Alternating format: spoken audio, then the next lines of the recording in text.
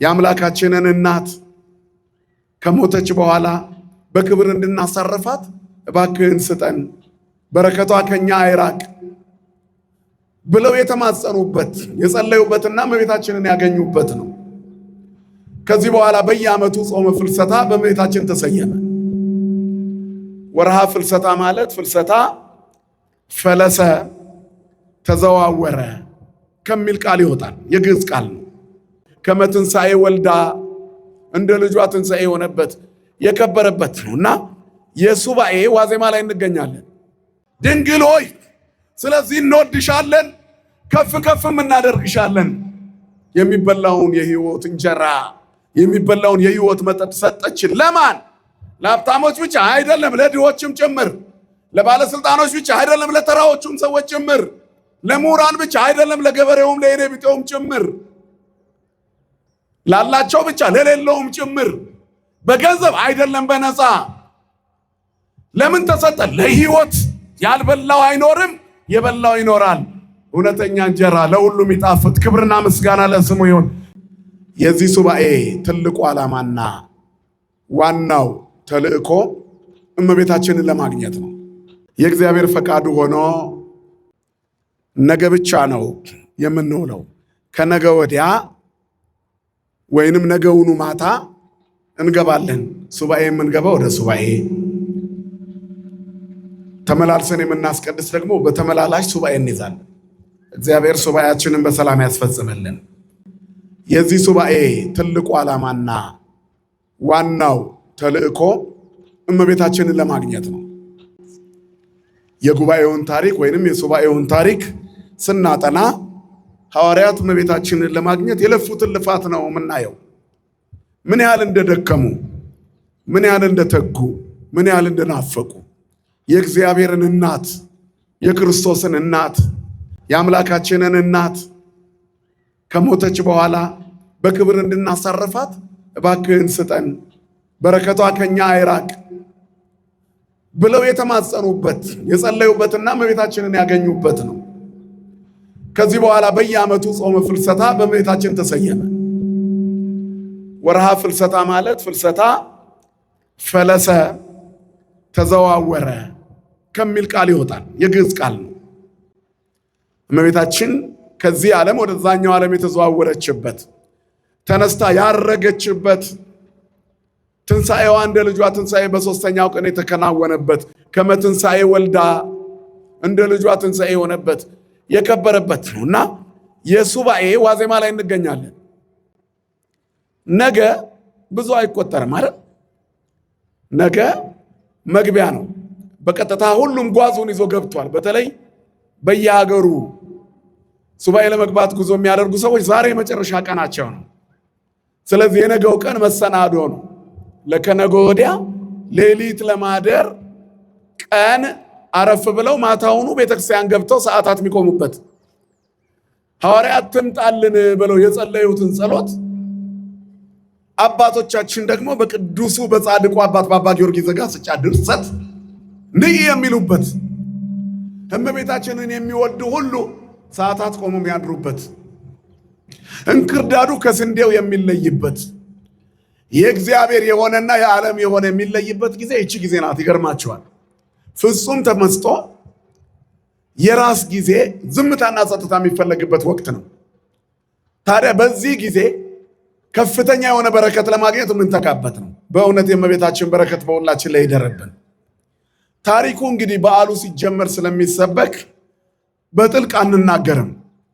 ጥር 21 እመቤታችን ሞተች፣ ነሐሴ 16 አረገች፣ ነሐሴ 14 ተቀበረች።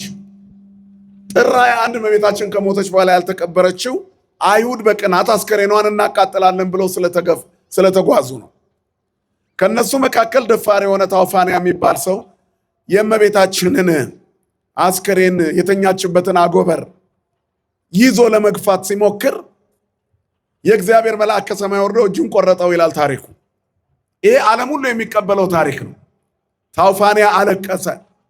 የአይሁዳውያን ወታደር አይሁዳዊ እምነት ያለው ለክርስቶስ ጥላቻ ያለው እጁ እስኪጎመድ ድረስ ወደ ኃጢአት የተደፋፈረው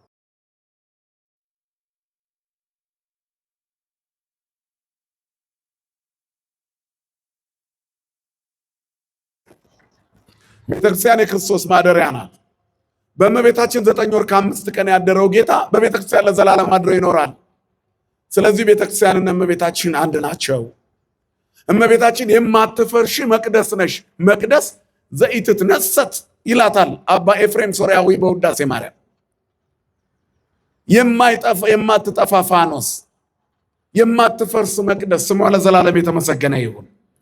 ስለዚህ እመቤታችንን የሚወዱ ሁሉ ፊታቸውን ወደ ቤተክርስቲያን የሚያዞሩበት ጊዜ፣ ታውፋንያዎች ደግሞ የሚቃጠሉበት ጊዜ አሁን ነው።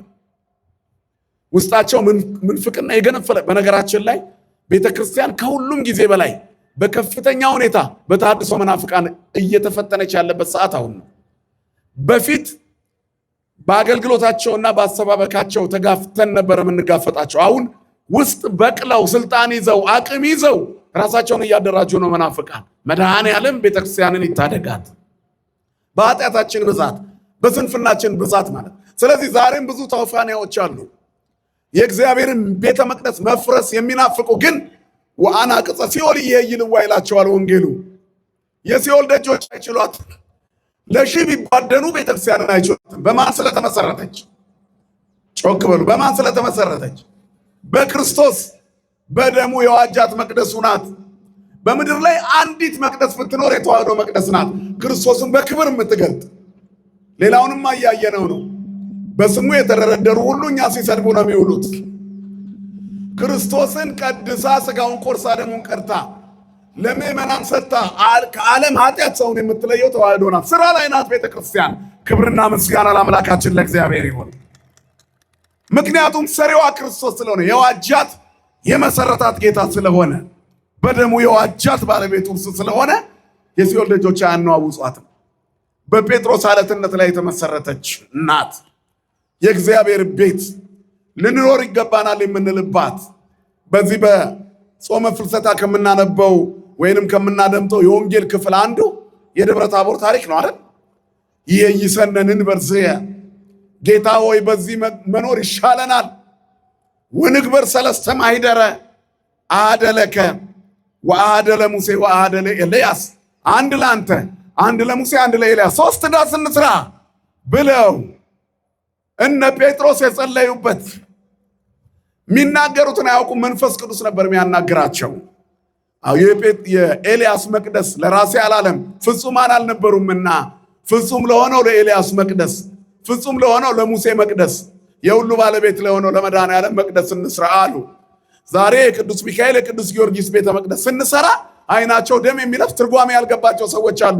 መልሱ ይሰነንን በርዝየ ወንግበር ሰለስተ ማኅደረ ይልባቸዋል። በዚህ መኖር ለኛ መልካም ነው። የእግዚአብሔርን ቤት እየሰራን ስጋ ወደሙ እየተቀበልን ወንጌል እየሰማን ወንጌል እየተገበርን እየዘመርን እያገለገልን በዚህ መኖር ለኛ መልካም ነው። ክብርና ምስጋና ለአምላካችን ለእግዚአብሔር ይሁን። ስለዚህ ሱባኤውንም የምንገባው ለዚህ ነው። በጥር የሞተች እመቤታችን በነሐሴ የተቀበረች፣ ሞት በጥር በነሐሴ መቃብር ጥልቅ ታሪክ ነው። በታውፋንያ ምክንያት መልአኩ የታውፋንያን እጅ ቆረጠው። ጌታችንም እመቤታችንን ይዟት ከነሱ ተሰወረ። ከዕፀ ሕይወት ስር አኖራት። ባደራ የተቀበለው ዮሐንስ አዝኖ ስለነበረ ተወሰደ። አየኋት አለ። እኛስ አሉ ሱባኤ ገቡ። ተሰጠቻቸው። ወስዶ በክብር ቀበሯት።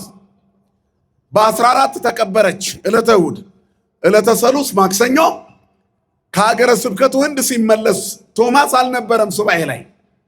ይገርማል። ቶማስ አልነበረም የሚለው ቃል ይገርማል። ጌታ በተነሳ ጊዜ በዝግ ቤት ተሰብስበው ሳለ ጌታን ደቀ መዛሙርቱ አየነው ሲሉ ቶማስ አልነበረም።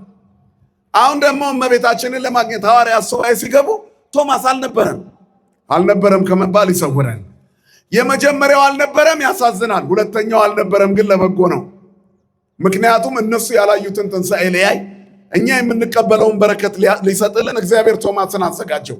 በደመና መንኮራኩር እየመጣ ድንግል ማርያም ስታረግ አያት፣ መላእክት ሲያሳርጓት።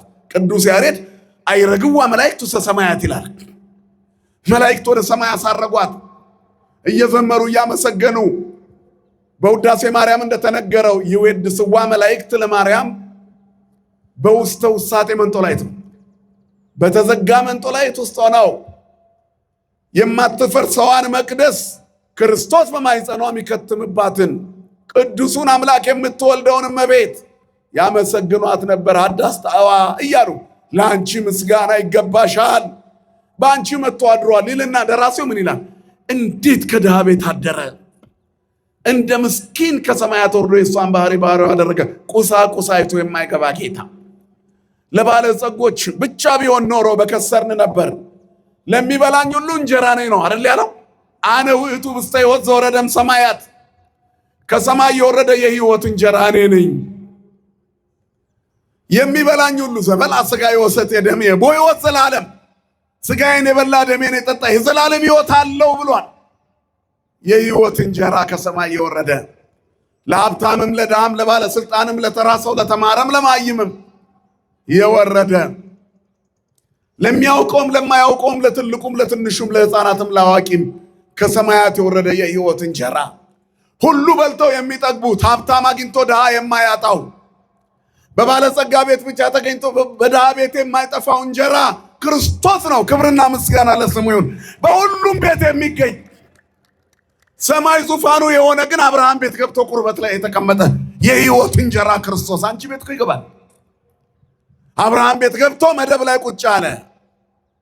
በዘባነ ኪሩብ ተቀምጦ ዓለምን የሚገዛ አምላክ ምሉ በኩሌ የሆነ አብርሃም ቤት ገብቶ ቁርበት ላይ ቁጭ አለ።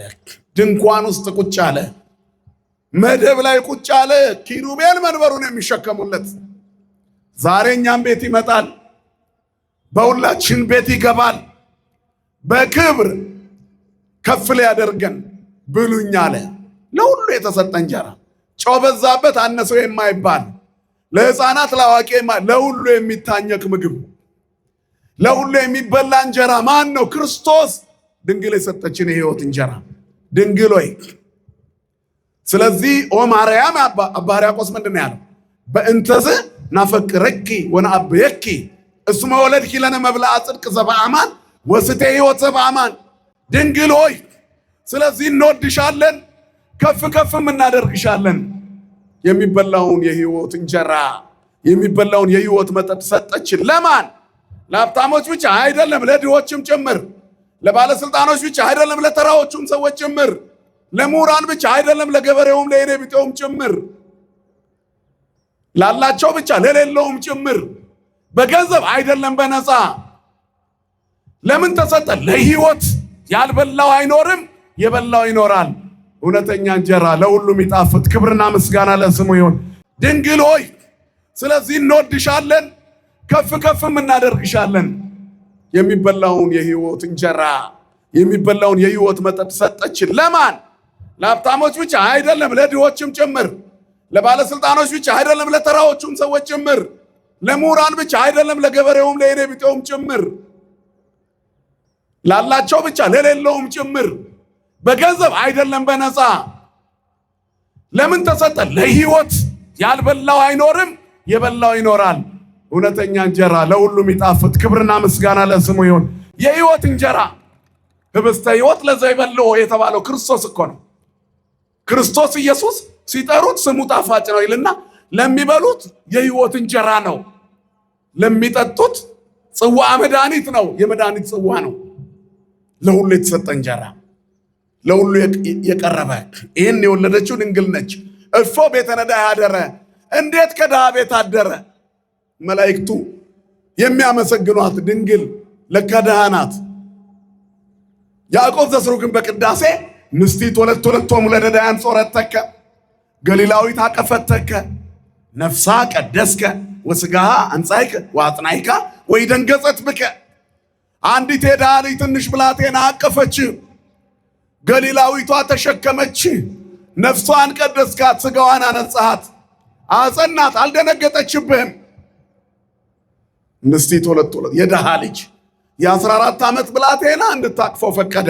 ሰማይና ምድር የማይወስኑት በጠባብ ማኅፀኗ በትንሽዬ ብላቴና ማኅፀን ውስጥ ሰማይን ያለ ምሰሶ መሬትን ያለ ካስማ የዘረጋ ዓለምን በመሃል እጁ የያዘ እግዚአብሔር ከተመ። ድንግልን ፍለጋ ነው ሱባኤ የገባ ነው። ክብርና ምስጋና ለአምላካችን ለእግዚአብሔር ይሁን። ስለዚህ ከፊታችን ያለው ጾም ትልቅ የበረከት ጾም ነው። ሱባኤ ነው። 2 ሱባኤ ነች እኮ 14 15 መሻገሪያ የሐዋርያት ስብሰባ የሚታሰብበት፣ 16 ፍልሰታ ለማርያም ትንሣኤዋን የምናከብርበት። ለዚያ ክብር ያብቃን መድኃኔዓለም። ስለዚህ በዚህ ጊዜ እንዴት እንጹም ነው መልእክቱ። ለዚህ መነሻ የሚሆን የሉቃስ ወንጌል ምዕራፍ 9 ላይ ያለ አንድ ታሪክ መነሻ ይሆነናል።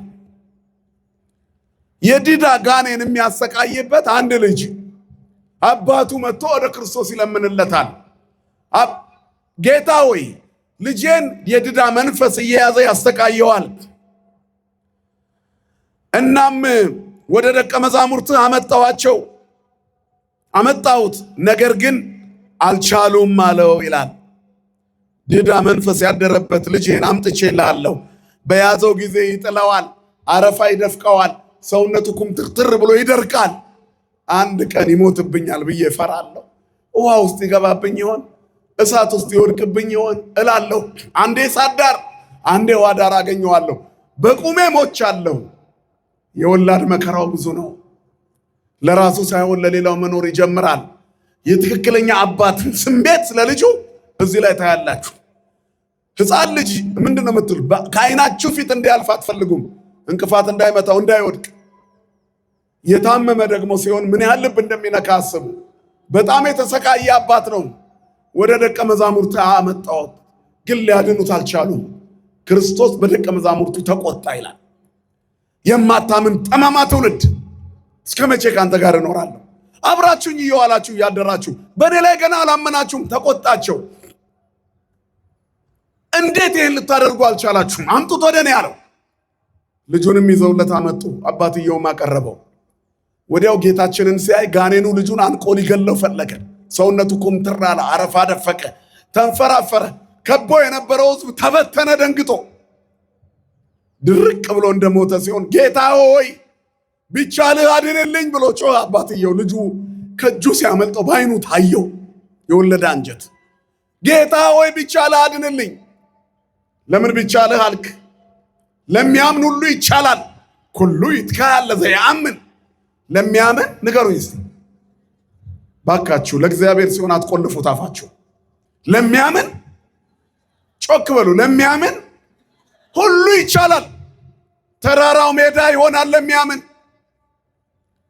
አንበሳው ድመት ይሆናል። በተላባ አናብስት ጉድጓድ ውስጥ በጸሎት እናድራለን ካመንን። ለሚያምን ሁሉ ይቻላል። ለሚያምን። ለሰው የማይቻል ለማን ይቻላል? ለእግዚአብሔር ይቻላል።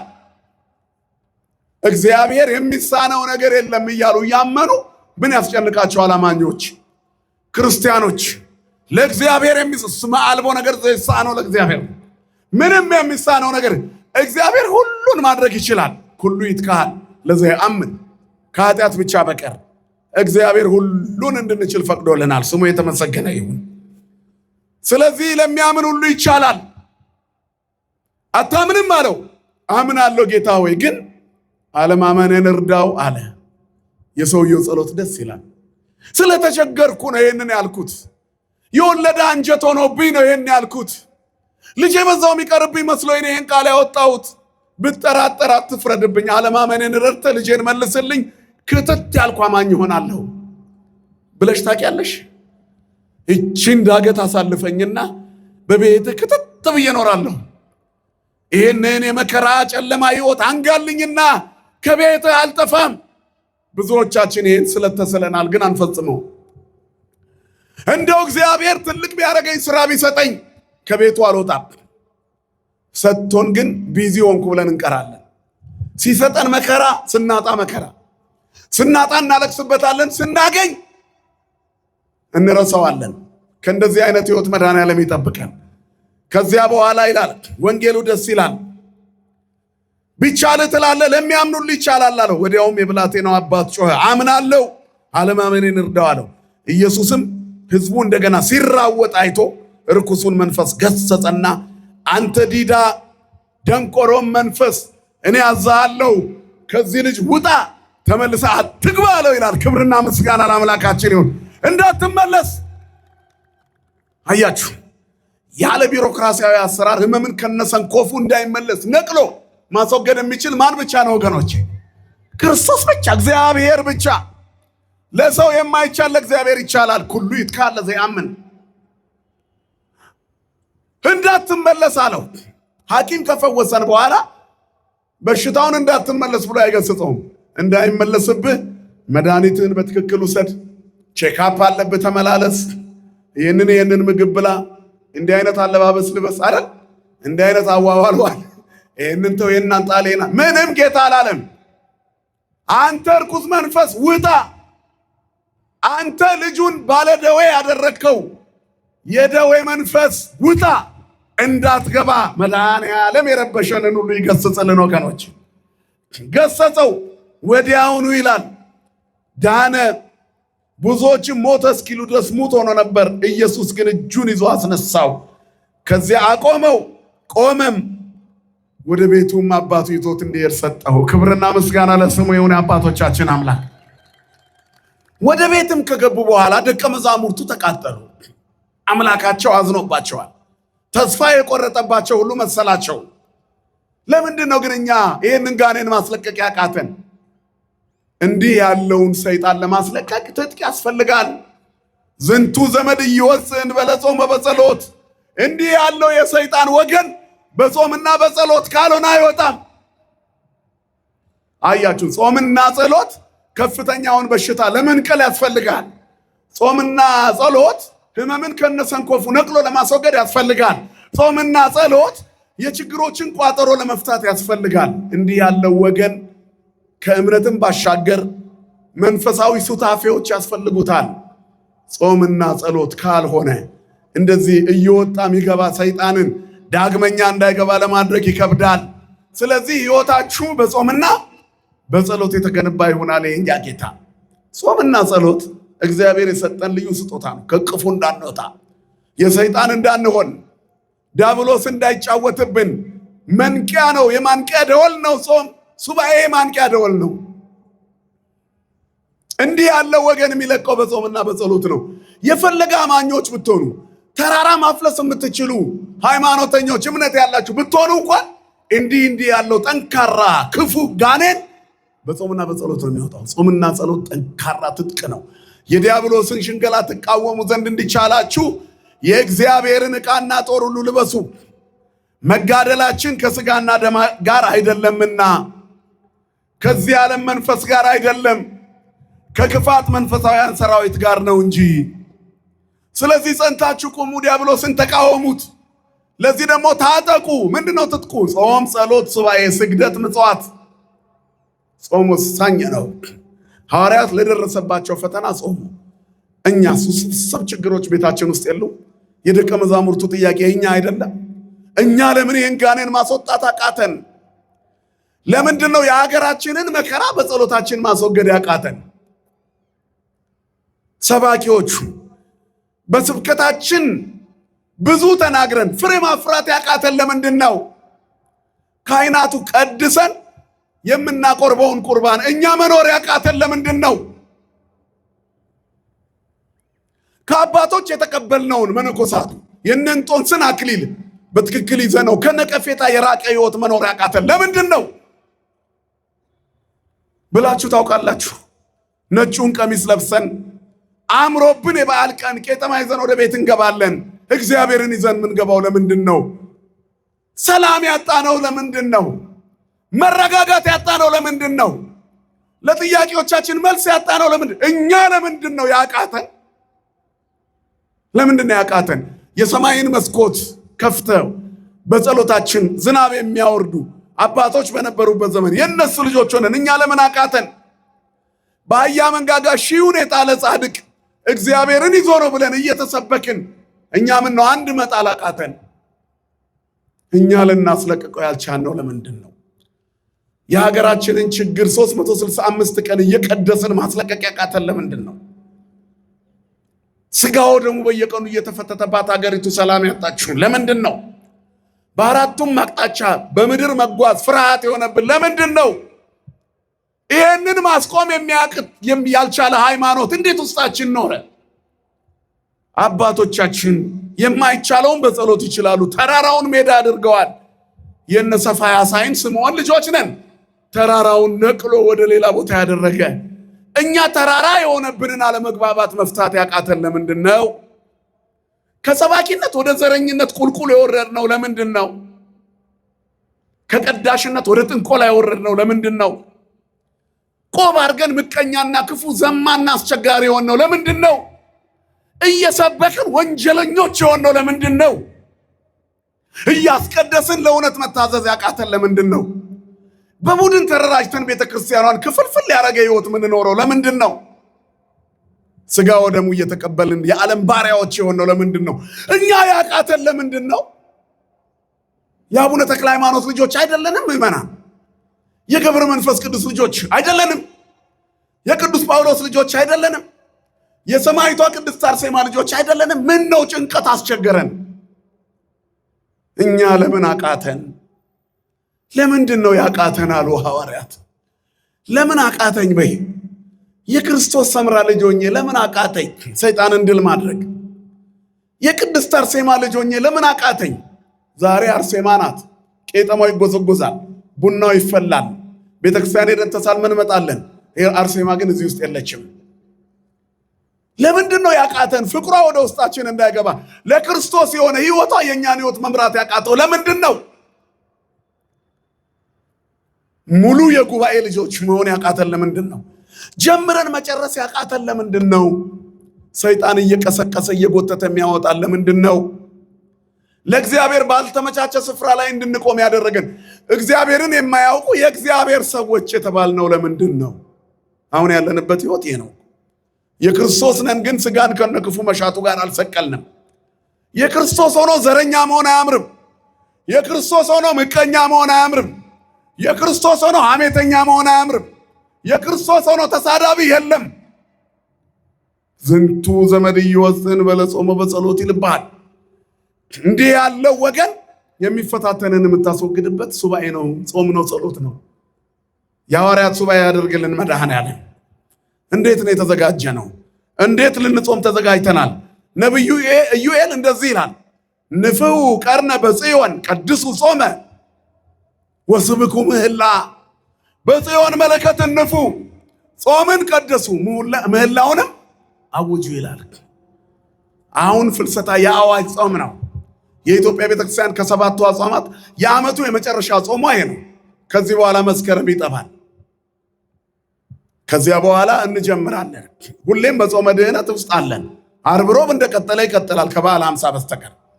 ስለዚህ በጀመርነው ቀን ስለምናስበው ተከታታይ የምንጾመው ትልቁ ጾም የመጨረሻው ጾመ ፍልሰታ ነው። የዘመነ ማርቆስ 2018 ጾማችን ሊገባ አንድ ቀን ቀርቶናል። ተዘጋጅታችኋል? እንዴት ነው የምታስቀድሱት? እንደተለመደው ነጠላ ለብሶ ቤተ መቅደሱን ሞልቶ እግዚኦ እግዚኦ ብሎ ደስ ሲል ፍልሰታ በቃ በእንትኑ በሞመንቱ ኢንጆይ አድርገን ልንወጣ ነው? ትክክለኛ ጾም ልንጾም ነው ወይ? ለእግዚአብሔር በተመቻቸ ስፍራ ላይ ቆመን ነው መጾም ያለብን። ጾምን ቀድሱ፣ ጾምን ተግባራዊ ያድርጉት። እንዴት እንጹም? ፍልሰታና ወንድሞችና እህቶች፣ አባቶችና እናቶች እንዴት እንጹም? የመጀመሪያው መንፈሳችንን ለማደስ እንጹም፣ ለመገራት እንጹም። የተገራ ሰውነት ያስፈልጋል። እየሰማችሁ ነው አይደለ? በእግዚአብሔር ቃል የተገራ መንፈስ። አሮጌንን እኛ አርጅተናል። ዘረኝነት አስረጅቶናል። ጭፍን ብሔርተኝነት አስረጅቶናል። ምቀኝነት አስረጅቶናል። ቅናት አስረጅቶናል። እነዚህን ሁሉ የሚያስወግድ ማን ይንገስ? እኛ ላይ ማን ይንገስ? እግዚአብሔር ይንገስ። ስመዚያ ከይስማ ሞቶ ይደንግዝ ወቀላያት ይሰጠቃ ወከይሲ ይትከየር ይላል። ስምህን ሰምቶ ሞት ይደንግጥ፣ ቀላያት ይሰንጠቁ፣ ወንጀለኛ ይቸገር፣ አለማመን ይራቅ፣ ቅናት ጥቅም አያግኝ። መርዝ ያላቸው የፍጥረት ወገኖች ይበተኑ። በጾምና በጸሎታችን በሱባኤያችን እግዚአብሔር ክፉን ከኛ ላይ ያርቅልን። ሰው መንፈሱ ሲታደስ እነዚህ እኩያት ፍቶታት ከውስጡ ይወጣሉ። አጋንንት ይርቁታል። ያ ተወጥሮ የነበረው ተቆልምሞ የነበረው ሰው ታድሶ ቆመ። ማንን ሲያገኝ? እግዚአብሔር መንፈስን ያድሳል። ሰቆቃወ ኤርምያስ ምዕራፍ 3 ቁጥር 23 ላይ ማለዳ ማለዳ አዲስ ነህ ታማኝነትህም ብዙ ነው ይላል። እግዚአብሔር ሁሌ ማለዳ አዲስ ነው። ሁል ጊዜ አዲስ ነገር ያደርጋል። ለደቀ መዛሙርቱ በታንኳ ውስጥ ተኝቶ እስኪ ቀሰቅሱት ዝም አላቸው። ሲነሳ ምን አለ? ምንት ያፈራሃክሙ አንትሙ ሕጹፃነ ሃይማኖት እናንተ ሃይማኖታችሁ ሕጹጽ የሆነባችሁ ምን ያስፈራችኋል አለ። ከዚያ በኋላ ምን አለ? ተነሳና ባህሩን ገሰጸው። ሌላ ቀን ደግሞ በማዕበሉ ላይ ብቻቸውን ሲሰቃዩ ባለፈው እዚህ ውስጥ ሆኖ እሱ ቢሆን ኖሮ ያቆምልን ነበር። አሁን የለም ብለው አሰቡ። ማለዳ ማለዳ አዲስ የሆነ እግዚአብሔር በሚያስጨንቃቸው የማዕበል አረፋ ላይ ውሃ ሳይነካው እየረገጠ መጣ። ክብርና ምስጋና ለስሙ ይሁን። የሚያልፋቸው እስኪመስል ድረስ ተደነቁበት ይላል። እግዚአብሔር ማለዳ ማለዳ አዲስ ነው። የአዲሱ አምላክ ልጆች እኛም አዲስ ነን። ሁሌ አዲስ የሆነ እግዚአብሔር እኛንም ያድሰናል። ክብርና ምስጋና ለስሙ ይሁን።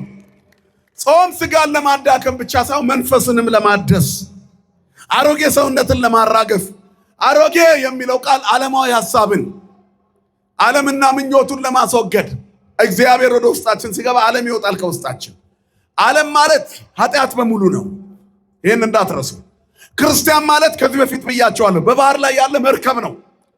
መርከቧ የምትሰጥመው ውሃ ወደ ውስጧ ሲገባ ነው። ካልገባ አትሰጥመው።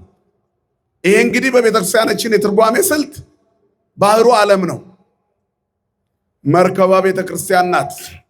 በዓለም ላይ ያለችው ቤተክርስቲያን ዓለማዊነት እንዳይውጣት በዓለት ላይ በክርስቶስ ላይ ተመስርታ ወንጌል ብቻ እየተናገረች መቆየት አለባት።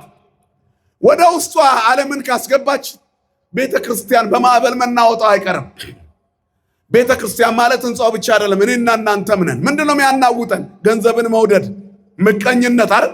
ዘረኝነት፣ ጎጠኝነት፣ ተንኮል፣ ክፋት። ችግሮቻችን በሙሉ የምድር ነው። እግዚአብሔር የባረከን የሚመስለን ገንዘብ ስላገኘን ነው። ምንም ሳይኖር የሁሉ ባለቤት መሆንም ይቻላል ከማን ጋር ሲኮን።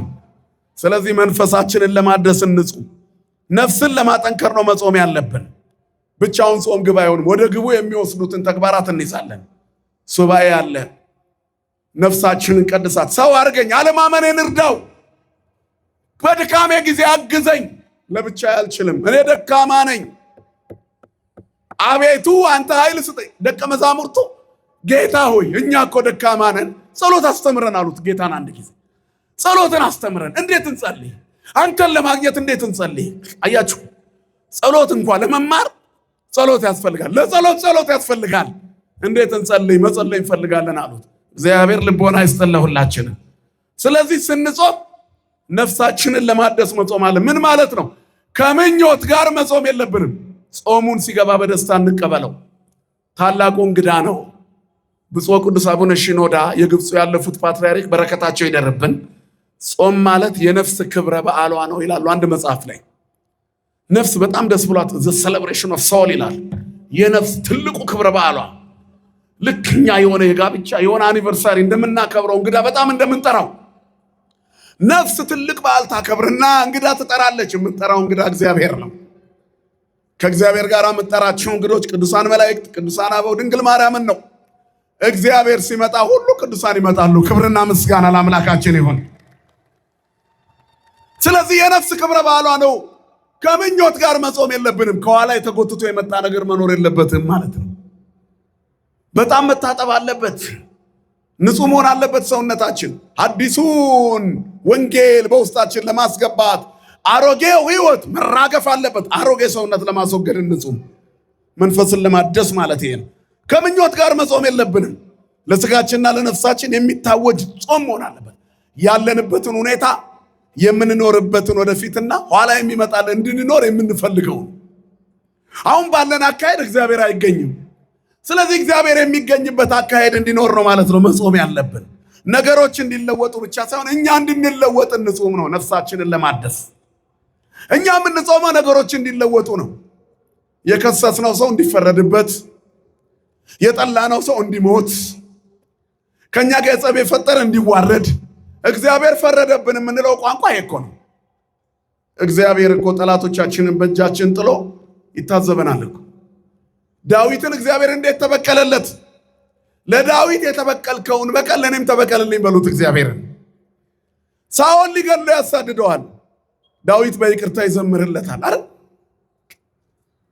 ሁል ጊዜ ሳኦል ርኩስ መንፈስ በመጣበት ጊዜ ዳዊት በገናውን እየደረደረ ርኩሳን መናፍስትን ያርቅለታል። መናፍስቱ ከሱ በራቁ ጊዜ ደስ እያለው የሚዘምርለት ዳዊት መሆኑን ሲያውቅ ይፈራል። ነገ ንጉሥ ሊሆን አይደል ይሄ ለምን አልገለውም ብሎ ከግንቡ ጋር ሊያጣብቀው ጦሩን ይወረውራል። የእግዚአብሔርን ዘይት ባናቱ ላይ በነቢዩ ሳሙኤል የተቀባው ዳዊት ግን ጦሩ መንገዱን እየሳተ ከግድግዳው ጋር ይላተም ነበር። ዳዊት በገናውን ይደረድር ነበር። የጠላት ቀስት እንዲሸራተት ልንጾም ያስፈልጋል። እግዚአብሔር የሚከላከልልን እንዲሆን ዳዊት ከሳኦል በሸሸ ምሽግ ውስጥ ሳኦል ወገቡን ሊፈትሽ መጥቶ የዳዊት ሰራዊት መካከል ሱሪውን አውልቆ ልብሱን አውልቆ ቁጭ አለ። መታጠቂያውን ፈቶ ቁጭ አለ። ይኸው ቁጭ ብሎላል፣ ግደለው አለው።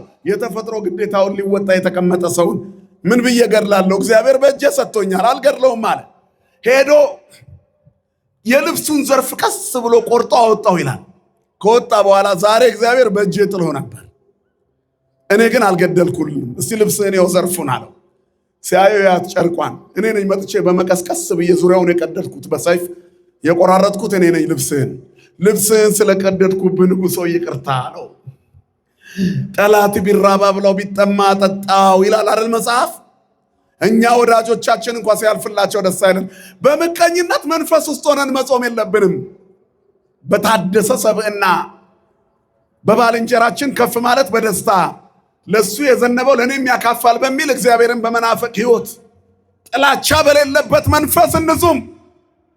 ያን ጊዜ የጥላቻ መንፈስ ከኛ ይለቃል፣ ካለበለዚያ አይለቅም። ዝንቱ ዘመን እየወስን በለጾም በጸሎት እንዲህ ያለ ወገን በጾምና በጸሎት ካልሆነ አይለቅም።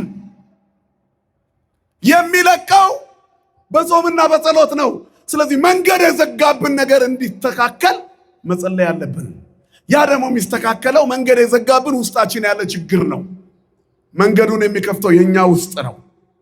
ውስጣችን ንጹህ ከሆነ ሁሉ ንጹህ ይሆናል። ለንጹሃን ሁሉ ንጹህ ነው። እግዚአብሔር ሁላችንንም ንጹሃን ያድርገን። ቀጠሮ ይዘን አይደለም መጾም ያለብን ነው መንፈሳችን እንዲታደስ። ሱባኤ አቋርጠው ፍርድ ቤት ቀጠሮ ስላለብኝ ሄድኩ የሚሉ ሰዎች አሉ። ምን አድርገህ ነው? አይስ እንኳን ነገሩ ቀላል ነው፣ እልህ ይዞኝ እንደው ልኩን ላሳየው ብዬ የሆነች ክስ ነበረችብኝ። ደርሼ ለቅዳሴ እንደምንም ደረስኩ።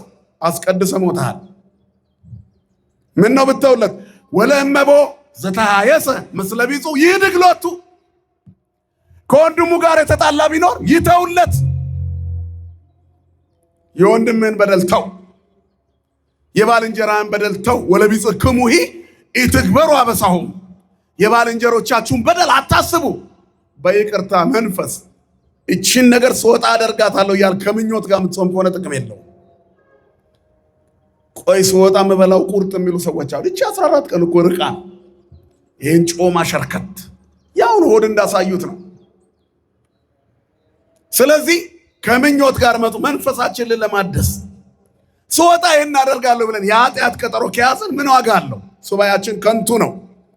የጸብ ፍርድ ቤት የብቀላ ቀጠሮዎች ካሉ ከሱባኤያችን ውስጥ መጥፋት አለባቸው። ወለእመቦ ዘተሃየሰ ምስለ ቢጹ ይድግሎቱ። ከወንድሙ ጋር የተጣላ ቢኖር ይተውለት። እንድንታደስ መጾም አለብን፣ እንድንለወጥ። ሁለተኛው ለባልንጀሮቻችን ነው መጾም ያለብን። ሱባኤያችን ለባልንጀሮቻችን።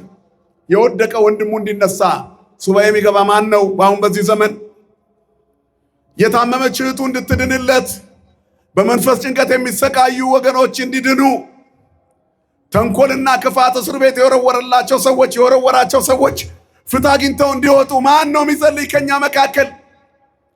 እከሌ እኮ ፍትህ ተዛብቶበት ታሰረ። የታለ ፍትህ በዚህ ዘመን? አምጣው እንጂ ፍትሁን አንተ በጸሎት። እውነት ነው በምድር ላይ ፍትህ የለም። አፈጮሌውን የሚያሸንፈው እውነት ነው። ግን በጸሎት ያን አፍ መቆለፍ ያቅተናል። ምክንያቱም የሚያስለፈልፈውና እያሸነፈ ያለውን ጋኔን ማስወጣት እንችላለን። በምንና በምን አለ? እንደምን አመሻችሁ። ጮክ በሉ። በምንና በምን አለ? በጾምና ዝንቱ ዘመድ ይወጽእ እንበለ ጾም በጸሎት። እንዲህ አይነት ችግር በጾምና በጸሎት ካልሆነ አይወጣም። ወንድም ላይ ያለው ደዌ በጾምና በጸሎት ካልሆነ አይወጣም። መለያየት በጾምና በጸሎት ካልሆነ አይወጣም። ከኃጢአት እስራት ለመላቀቅ ጾምና ጸሎት ያስፈልጋል። ዘረኝነት ትልቅ ጋኔን ሆኖ እየረበሻት ነው ሀገራችንን። በጾምና በጸሎት ካልሆነ አይወጣም። ቤተ ክርስቲያናችንንም ያወካት ጎጥ ነው። ፌስቡኩን አላያችሁ? የሆነ የአባከሌ ቡድን ይሳደባል። አባከሌ ያገሩ ሰው ስለሆነ ነው እንጂ ለቤተ ክርስቲያን አስቦ አይደለም። አሁንማ ፍጥጥ ብሎ መጥቷል እኮ እንዲህ አይነት ዘር እየተገፋ ነው። እንዲህ አይነት ዘር እርሻ ላይ ከተዘራን ቆየን። ጥራጥሬ ሆኗል የሰው ልጅ ክብሩን አጥቶ ቤተ ክርስቲያን ውስጥ ጎጥ ብቻ። እግዚአብሔር ይህንን ሾክ ይንቀልልን። ስለዚህ የዘረኝነት መንፈስ ያጠቃቸው ሰዎች እንዲድኑ እንጸልይ። እንዲህ አይነት ደዌ በጾምና በጸሎት ይለቃል። የጉበኝነት ደዌ ከወገኖቻችን ላይ እንዲነቀል እንጸልይ። የፍትህ ማጣት ደዌ ከሀገራችን እንዲነቀል እንጸልይ። ለወንድሞቻችን እንጸልይ። ወለቢጽክሙ ይትግበሩ አበሳውም፣ የባልንጀሮቻችሁን በደል አታስቡ፣ ጸልዩላቸው። ጸልዩ። ዲያቆኑ መጨረሻ ላይ ምን ይላል? ጽዋውን ይዞ ሲወጣ ቅዳሴ ላይ ጸልዩ በእንቲአነ ወበእንተ ኩሎሙ ክርስቲያን፣ ስለኛና ስለ ክርስቲያኖች ሁሉ ጸልዩ። እናንተን እኮ ነው የሚለው ዲያቆኑ። እኔና እናንተ የምናስቀድሰው አትሙን፣ ጸልዩልን፣ ሱባኤ ግቡልን፣ እላያችን ላይ ያለው ጋኔን እንዲለቅ ጸልዩልን፣ የዘረኝነት መንፈሳችን እንዲወጣ ጸልዩልን፣ ክፋትና ተንኮል ከኛ እንዲርቅ ጸልዩልን፣ ራስ ወዳድነት ከውስጣችን እንዲነቀል ጸልዩልን፣ ለባልንጀሮቻችሁን ጸልዩ። ሁለት አሃው ወይንም ወንድሞች ወጣንያን መነኮሳት ገና ጀማሪዎቹ ቀልጣፎቹ ወጣቶቹ ገዳም ካሉት አባቶች ተልከው ከከተማ ገዝታችሁን የሚያስፈልገው ለገዳሙ ማስፈጸሚያ የሚያስፈልግ ተብሎ ይላካሉ። ሁለቱም ከመጡ በኋላ ገዳም ገብተው ከተማ ገብተው ይሸምተው ጨርሰው ይመሽባቸዋል። የተለመደ ቦታ ላይ አረፍ ብሎ ክርስቲያኖች ቤት ወደ ገዳም መመለስ ልማድ ነውና ባደሩበት ቦታ ላይ አንደኛውም መነኩሴ በኃጢአት ይወድቃል። ሌሊቱን በዝሙት አደረ። ጠዋት ሲነጋ በል ወንድሜ ደህና ሁን እኔ አልሄድም አለው። ለምን? ለዚያ ገዳም በቃ አይደለሁም፣ ረክሻለሁ፣ ተበላሽቻለሁ፣ ኃጢአት በውስጤ ገብቷል፣ ወደቅኩኝ፣ በኃጢአት በዝሙት ወድቄ ያደርኩ አለው። ስንት ጊዜ ወደቅክ አለው። እሱማ አንድ ቀን ነው የወደቅኩት። እኔ ደጋግሜ ወድቄ የለ እንደሚሄደው አለው። አሃ አለ ይሄኛው። እናንተ ብትሆኑ አትጠነቀቅም ነበር?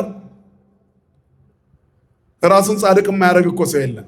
አትውደቅ ወንድሜ፣ ከወደቅ ባልንጀራ ነው የሚያብራራው ላይ ተው ብዬ ነበር እኮ አላርፍ ብለህ እግር ተቆረጠ አይደል? በቃ ተበል በቃ ዋጋ እኮ የለህም። እንዲህ እኮ የሚሉ ሰዎች አሉ። ታሞም ያቃስት ሰው ሊጠይቁ ሄደው ተውስል ይሄንን መጠጥ አፈረሰው አድርጉበትን። ወይኔ ወንድሜ በቃ እኮ አሁን ዋጋ የለህም። ምኑን ጠየቀው? ይሄ ጉድጓዱን ሊቆፍርለት እኮ ነው ሄደው። ከሆነ በኋላ ስለ ነፍስ ስንቅ ይጸለያል እንጂ እንደገና በሰው ቁስል እንጨት ይሰደዳል። እግዚአብሔር ከክፉ ባልንጀርነት ይጠብቀን ሁላችንን። የእሱም ቦታ ይዘህ ትኖር ይመስል ምቀኝነት በዝቶብናል እኮ። ሁሉም የራሱን እኮ ነው የሚኖረው። የምንባላው ሰይጣን ስላደረብን ነው። ይሄ ጥሩ መነኩሴ ነው ባልንጀራው። አያችሁ ወይኔ እኮ ደጋግሜ ወድቄያለሁ አለው። ከዚያ በኋላ እንዴት ታዲያ ምን እናድርግ? ወደ ገዳማችን እንመለስ።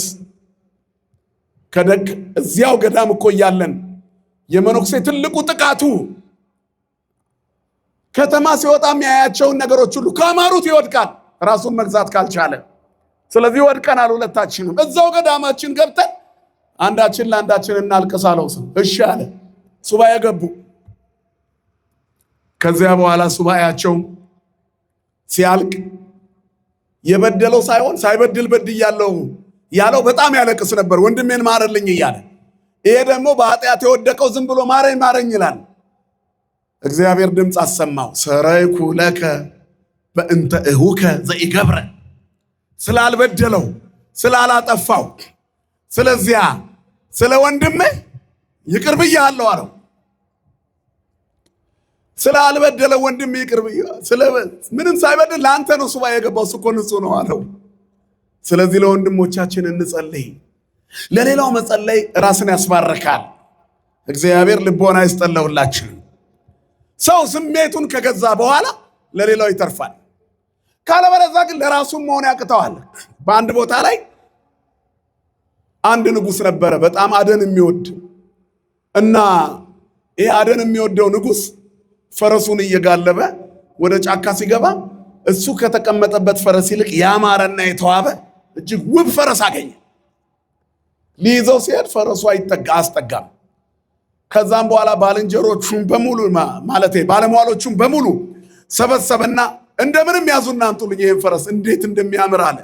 ለካ ፈረሱ ያልተገራ ፈረስ ወደ አውሬነት የተቀየረ ነበር። የሱም ባለሟሎች ረግጦ ግማሾቹን ገሎ ግማሾቹን ሰብሮ ጨረሳቸው። ወደ ቤተ መንግስት መልእክተኛ ልኮ ሙሉ ሰራዊት አስመጥቶ እንደምንም ፈረሱን በ20 በ30 ገመድ አስሮ ያዘው። አንድ ፈረስ በማግራት የሚታወቅ አስጋሪ ዘንድ ወሰደውና ይሄ ፈረስ እንዳይመስልህ አለው፣ አውሬ ነው፣ ልትገራው ትችላለህ አለው። ችግር የለም ንጉሥ ሆይ ጊዜ ስጡኝ አለው። ፈረሱን እንዳመጡለት ግንብ አጥር ውስጥ አስገባና ልቀቁት አላቸው። ፍቱት። ፈተው ሮጠው ወጡ። በሩ ተዘጋ። ያንን ግንብ በአፉ ባጠጠ፣ በእግሩ መታ። አውሬ ስለነበረ ደከመው። ሰውየው ማማ ላይ ተቀምጦ ተውረፍ ይለዋል። ግንቡ ሲመታ ይህን ሲያደርግ ተው ይለዋል። ድምፁን ያሰማዋል። ተናደደ። ቢያገኘው ቢቦጫጭቆ ቢረግጠው ደስ ባለው ነበር። ሰውየው ምግቡን ቀነሰበት። ማታ ላይ ትንሽ የሳር ወርወር ያደርግለታል። እየደከመ መጣ። ተፈጥሮ ነዋ።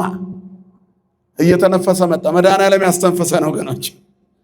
እንዲህ ንፍት ብለው ያስቸገሩ ሰዎች አሉ። እንደ ተራጋጩ ፈረስ ስለበሉ ብቻ ምድር እያዝልኝ አሉ። ሰማይ ካልቧጠጥኩ ያሉ። የሃይማኖቱም መሪ፣ የመንግስቱም መሪ፣ የቡድኑም መሪ፣ የፓርቲውም መሪ፣ የብሔርም መሪ ካልሆንኩ ያሉ ሰዎች አሉ። እግዚአብሔር ያስተነፍሳል። ስሙ የተመሰገነ ይሁን። በእኛ ዘመን ስንቱ ተነፈሰ። ፈረሱ እየተነፈሰ መጣ። ይገርማችኋል። እየተነፈሰ እየተገራ መጣ። ኋላ የጌታውን ድምፅ ብቻ መስማት እህል እንደሚያስገኝለት አወቀ። ጌታው ቀስ እያለ አንገቱ ላይ ገመድ ሲያስገባበት ዝም፣ ድክምክም ሲል ደግሞ ላዩ ላይ ወጥቶ ቁጭ፣ ሂድ ሲለው መሄድ፣ ቼ ሲለው ቼ፣ ቁም ሲለው መቆም፣ ወሽ ሲለው ይቆማል፣ ውጣ ሲለው ከተማውን ይዞት ይዞር ጀመር። ህዝቡ ሁሉ ተደነቀ። ንጉሥ ሆይ ይኸው ፈረስህ አለው። ምን አደረክ? ምግቡን ቀነስኩበት፣ ከፈረሶች ለየሁት፣ ከጫጫታ አወጣሁት፣ ብቻውን አቆየሁት።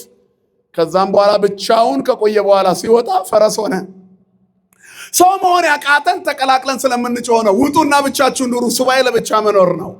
ይገራል። ሱባኤ ጾም ይገራል። ምግቡን ቀነሰ፣ ጫጫታውን ቀነሰ። አድናቂዎችሽን ቀንሽ። የእግዚአብሔር ሁኚ። ቆንጆ ነሽ የሚልሽ ሁሉ በውበትሽ ተደንቆ አይደለም፣ የራሱ ሌላ ፍላጎት ስላለው ነው። አምሮብሃል የሚል የሆነ ነገርህን ፈልጎት ነው። እጅህን እያየ ነው። የሆነ ነገር እያልየ ነው ካንተ። ወይ ፍትህ እንድትሰጠው ፈልጓል፣ ባለስልጣን ነህ። ወይ ገንዘብ እንድትሰጠው ፈልጓል፣ አቅም አለህ። ያደነቁን ሁሉ የኛ አይደሉም። ራሳችንን እንመልከት። ነጽሩ ነፍሰክሙ ወአንጽሁ ነፍስ ተክሙ። ነፍሳችሁን ተመልከቱና ሰውነታችሁን ንጹህ አድርጉ። ማንም የቆመ ቢኖር ንገሩኝ እንጂ የግድግዳ ጥቅስ አይደል? ንገሩኝ ጮክ ብላችሁ። እንዳይወድቅ ይጠንቀቅ። ማንም የጸደቀ እንዳይመስለው። ራሳችሁን አዳምጡ። ጊዜ ይኑራችሁ። ሱባኤ በር ዘግቶ ዝም ማለት ነው። ዝም ማን እንዲናገር ወገኖቼ? ምንድን ነው ከሰው የሚያናክሰኝ? ጎጠኛ ያደረገኝ ምንድን ነው? ዘሬ የምለው ምንድን ነው? የምኖርባትን ምድር ማክበር ያቃተኝ ለምንድን ነው? ሰማይን እንዳልናፍቅ ያደረገኝ ምንድን ነው? ራስን ማየት። ነጽሩ ነፍሰክሙ። ራሳችሁን ሰውነታችሁን ተመልከቱ። ነፍሳችሁን ይዋት ለእግዚአብሔር ናት ወይ? ተስፋዋ ማን ነፍሳችሁ? አንድ ሰው እግዚአብሔር እህል ሞላለት አይደል የሚለው ወንጌል ላይ። እርሻው መልካም ሆነለት፣ ያማረ የተዋበ ሆነ፣ ደስ አለው። ነፍሴ ሆይ ብይ ጠጪ አለ። እግዚአብሔር ይመስገን አላለም። ሲያገኙ ማመስገን አፋቸው የሚቆለፍ ሰዎች ብዙ ናቸው። ነፍሴ ሆይ ብይ ጠጪ፣ ገና ለብዙ ዘመን የሚበቃ መባ አለች፣ ምግብ አለሽ። ቅዳሴው ሰዓታቱ አላለም፣ ምስጋናው አላለም። ዝም ብለሽ ብይ በቃ። ጎተራውን ተቀጠቀና ዝም ብዬ እበላለሁ። ዛሬ እኮ ነው የምትሞተው አለ። እህል የሞት መድኃኒት አይሆን። ከሞት የሚያስቆም ማን ብቻ ነው? ወፍናው ይሁን ለሞት ዘእግዚአብሔር ውእቱ። የሞት መንገዶች እግዚአብሔር ናቸው። ስለዚህ ጾማችን ሞትን ማቆም አለበት። ስምህን ሰምቶ ሞት ይደንግጥ ብለን የለ? ስመ ዚአከ ይስማ ሞት ይደንግጥ። ስምህን ሰምቶ ሞት ይደንግጥ። ቀላያት ይሰንጠቁ፣ ኃጢአት ይሸነፍ። የማንን ስም ሰምቶ? የእግዚአብሔር ስም በላያችን ላይ እንዲነግስ እንጹም ነው። ሌላው ለሀገር እንጹም። ለራሳችን፣ ለወንድማችን፣ ለሀገራችን የሀገራችን ቁመና አልተዛነፈም እንዴ? እናንተ መች ተስማምተን እየኖርን ነው? አልተለያየንም እንዴ? እኛ ጋር የሚጠበቅ መፍትሄ የለም? የመንግስት እንዳለ ሆኖ ከኔና ከናንተ አይጠበቅም? ምንጽፈው፣ ምንፖስተው፣ ምናደርገው፣ ምንቧደነው በብሔር አይደለም? ጎጠኞች አልሆንም? እኛ ጋር የሌለውን ሰላም ሰው አምጥቶ እንዲሰጠን ለምን እንፈልጋለን? በጦርነትን እየናፈቀን ሰላምን ብንጸልይ ምን ጥቅም አለው? አሁን እኮ ቤተክርስቲያኗን የሚያውቋት እነዚህ ናቸው። የማያስቀድሱ የቅዳሴ አድናቂዎች፣ ተቆርቋሪዎች፣ የማይቆርቡ የቁርባን ተቆርቋሪዎች፣ የማይዘምሩ የመዝሙር ገምጋሚዎች። ያሬዳዊ ነው አይደለም ይላል፣ እነሱ አይዘምሩ። ንዋያተ ቅድሳት ሲቆጥሩ ይውላሉ። እነሱ የሰይጣን ልብስ ከሆኑ ቆይተዋል። በአፍ ብዛት አይጸደቅም። ሰብሰብ እንበል፣ እግዚአብሔር ይናገር፣ እኛ ዝም እንበል። እግዚአብሔር ሆይ ስለ ሀገራችን አንተ ተናገር በሉት። ምስራቁ፣ ምዕራቡ፣ ሰሜኑ፣ ደቡቡ በሰላም ይደርልን። እዚህ ቦታ ሰው ሞተ፣ እዚህ ቦታ ሰው አለቀ ከምንል ጌታ ሆይ ያቁመው በሉት። ለምንድን ነው መዓት የመጣው? እኛ ልናወጣው ያልቻልነው ይሄን ጋኔን ለምንድን ነው? ጌታ ሆይ ጸሎታችን አልሰማም ያለው ለምንድን ነው? ጌታ ሆይ ጌታ ሆይ የድሮ ታሪካችን ለምን አልመለስ አለ? የኔ ድርሻ ምንድን ነው በሉት። በዚህ ሱባኤ ይሄን አርግ የሚል መንፈስ ይመጣል፣ የእግዚአብሔር መንፈስ። ያኔ እሱ ሲመራን እንስተካከላለን፣ ነፍሳችን ትጠግባለች። ኢሳይያስ እንዳለ እግዚአብሔር ሁል ጊዜ ይመራሃል፣ ነፍስህን ከመልካም ነገሮች ያጠግባል፣ አጥንቶችህንም ያጸናል። አንተም እንደሚጠጣ ገነት፣ ውሃውም እንደማያቋርጥ ፈሳሽ ትሆናለህ።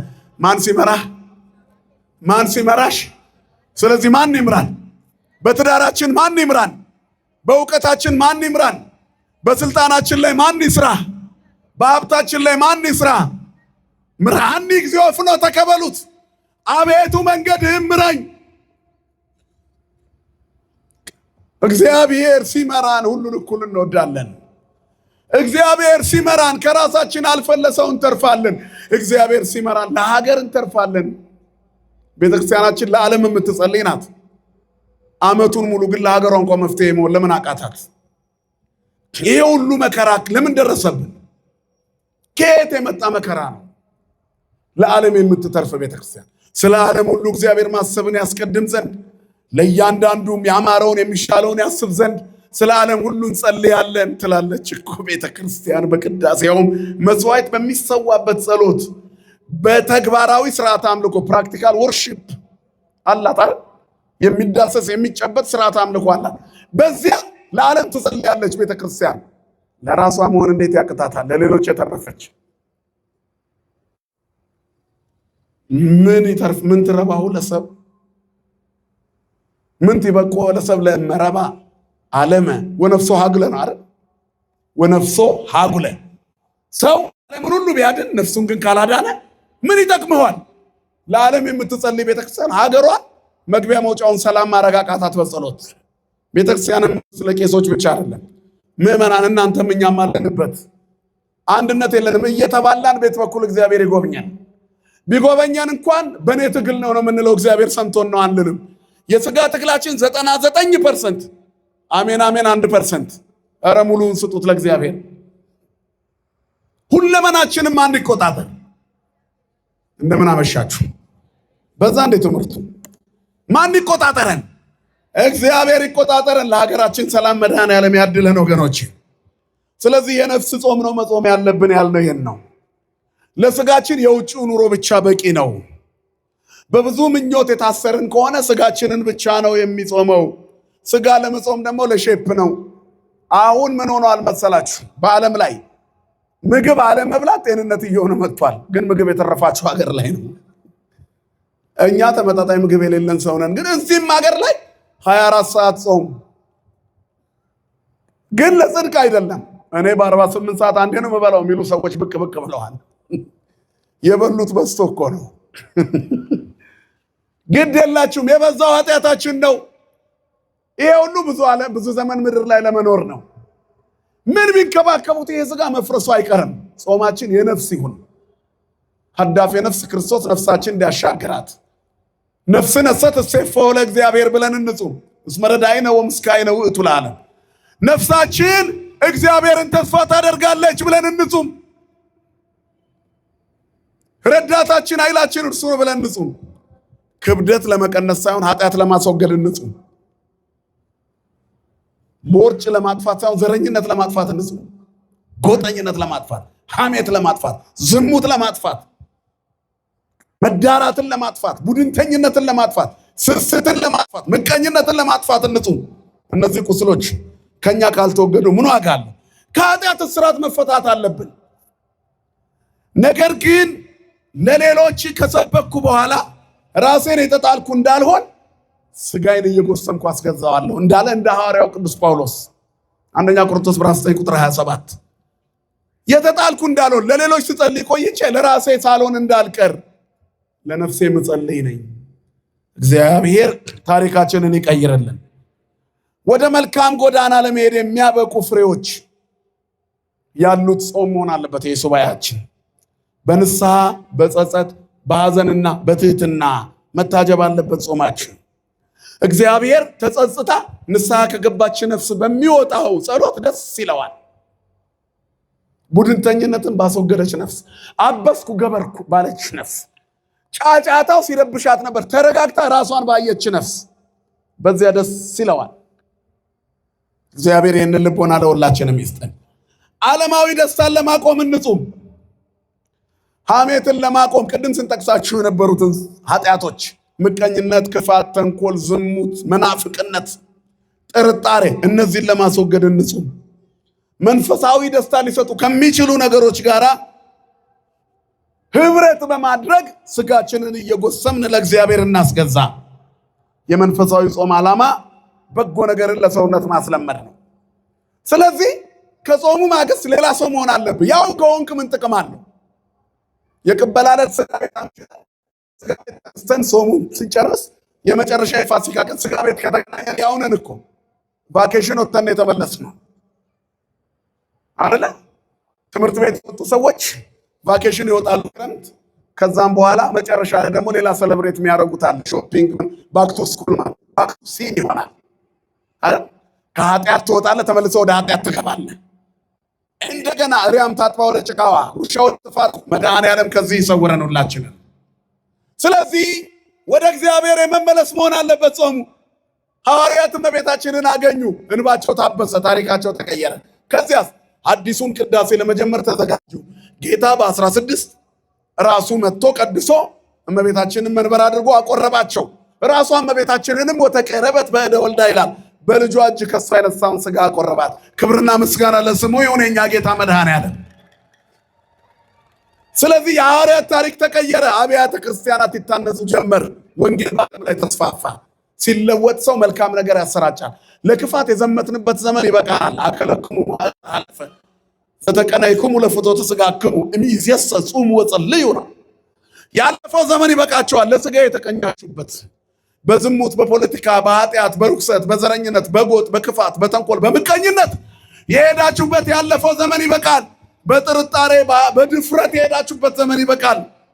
ከዚህ በኋላ ጹሙ፣ ጸልዩ፣ ሰንበትን አክብሩ፣ ለእግዚአብሔር ተገዙ፣ ተቀነዩ ለእግዚአብሔር በፍርሃት ለእግዚአብሔር በፍርሃት ተገዙ። ያለፈው ዘመን ይበቃችኋል። ይበቃናል። አይበቃንም? በራሳችን የሮጥነው ያተረፈው መለያየትን ነው። በእግዚአብሔር መንገድ ከሄድን የምናገኘው አንድነትን ነው። ስለዚህ የለውጥ ጾም ያስፈልጋል። የእግዚአብሔር መዓዛን የሚያመጣ ጾም፣ ጥሩ ሽታ አፍንጫችን የሚስብበት ጾም ያድርግልን መድኃኔዓለም። ጾምና ጸሎት ማለት ከዚህ በፊት ነግሬያቸዋለሁ፣ ፍህምና ዕጣን ነው።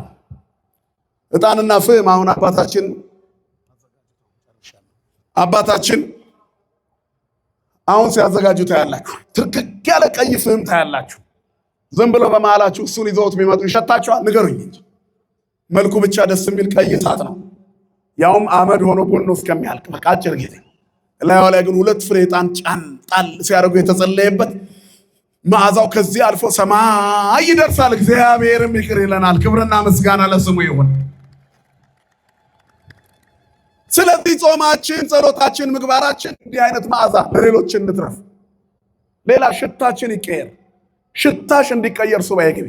የዘረኝነት ክርፋት ወደ አንድነት ሽታ፣ የስስት ክርፋት ወደ ልግስና ሽታ እንዲቀየር፣ የቀማኛነት ክርፋት ወደ መጽዋችነት ሽታ፣ የዘማዊነት ክርፋት ወደ ድንግልና ሽታ መዓዛ እንዲቀየር ለዚህ ሱባኤ እንግባ። ያን ጊዜ ሰላምና ጸጥታ፣ ጽድቅና በረከት ይኖረናል። ለዚህ ደግሞ ሁሉ ክፉ ነገሮች ይወገዳሉ ማለት ነው። ዝንቱ ዘመን እየወፅን በለጾሙ በጸሎት። አሁን የጠቀስናቸው የሚወገዱት በጾምና በጸሎት ነው። በምንና በምንድን ነው? ስለዚህ በጾም በጸሎት ነው ሐዋርያት እመቤታችንን ያገኙት። ዓለም እመቤታችንን ካገኘች በኋላ የብሉይ ኪዳን ታሪኳ ተቀይሮ ሐዲስ ኪዳን ሆነ። ለምን? የሐዲሱን ኪዳን አዲስ ብስራት ክርስቶስን ስለወለደች እመቤታችን ስሟ ለዘላለም የተመሰገነ ይሁን። የዓመተ ዓለም ታሪክ ወደ ዓመተ ምሕረት እንዲቀየር ስላደረገች እመቤታችን አሁን እሷን ማግኘት አዲስ ሕይወት ነው። ለዚህ ደግሞ ምን ያስፈልጋል? ጾምና ጸሎት፣ ሱባኤ ያስፈልጋል። እና ምዕመናን ሱባኤያችን እግዚአብሔርን ብቻ የምንሰማበት፣ የፍርድ ቤቱ ቀጠሮ ይሰረዝ፣ ፍርዱ ከእግዚአብሔር ይሁን፣ የበደልነውን እንካስ፣ የቀማነውን እንመልስ፣ የተጣላነውን እንታረቅ።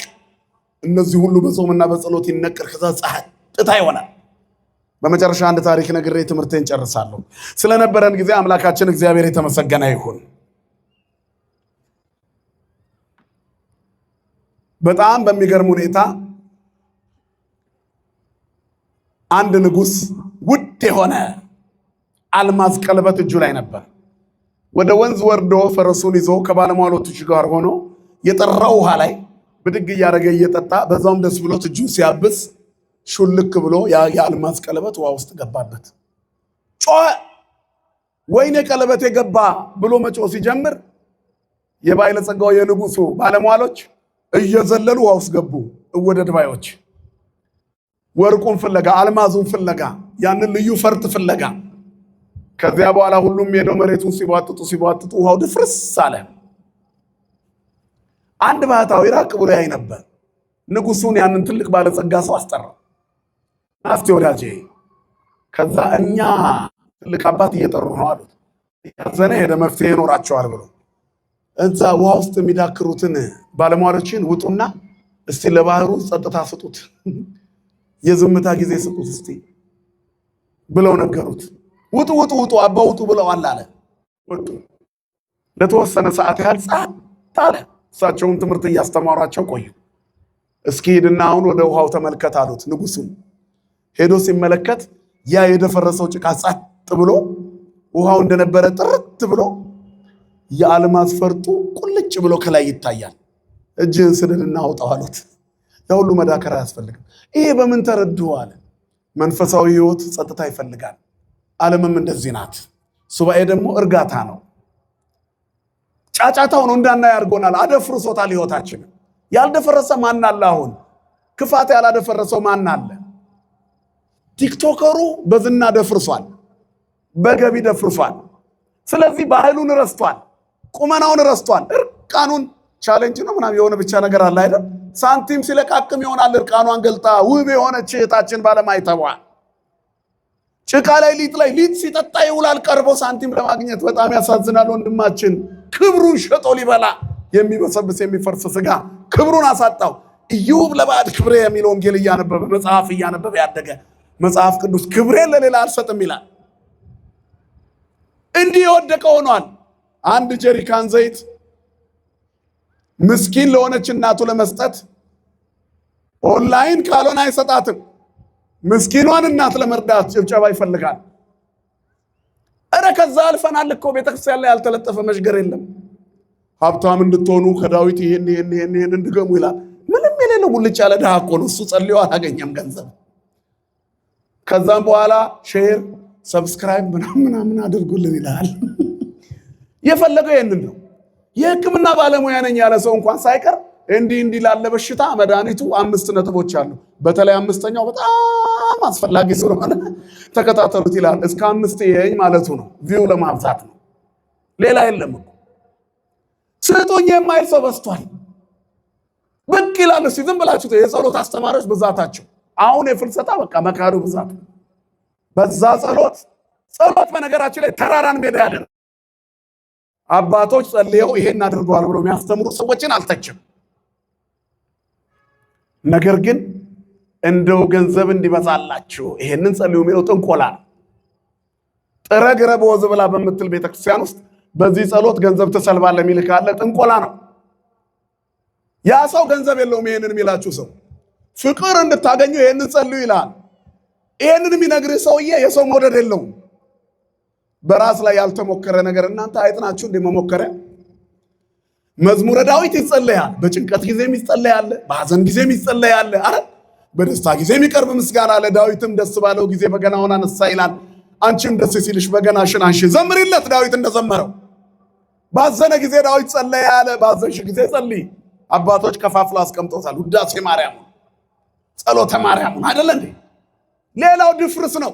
ድፍርስ ሕይወት ጥንቆላውን ከሃይማኖት ጋር የቀላቀሉ ሁሉም መፍትሄ ስለሚፈልግ የማይነገረን ነገር አለ እንዴ? ጥቁር አዝሙድ ጠጣ፣ ነጭ አዝሙድ እስካሁን በረኪና ጠጡ የሚል ያላየሁት። ጠጡ ማይባል ነገር የለም። ሰው ምድር ላይ ለመኖር የማይሞክረው ነገር የለም። እየበጠበጡ መጠጣት ነው። እየበጠበጡ መጠጣት ነው። አረ አንጀቱ ያልቆሰለ ማን አለ? መፍትሄ ከእግዚአብሔር ነው። ሌላው ድፍርስ ነው። እስቲ ጸጥ በሉ። ጫጫታውን ተዉት። ለጊዜው ቲክቶኩን ፌስቡኩም ይቅር ካለም መንፈሳዊ ነገር ብቻ የምናይበት ይሁን። በዚህ ሱባኤ እንደው አለቅ ያለ ልምድ ካለ ጎበዝ ከሆን ቆልፈን ልባችንን ለእግዚአብሔር እንስጥ። የምናስተምር መምህራን ብቻ ትምህርትን ለማስተላለፍ እንጠቀምበት። በተረፈ ያንንም ይህንንም ስንቃረሙ ለን እግዚአብሔር ቤት ስንቆም ቅዳሴው ሁሉ ያስረፍድብናል። ጸጥታ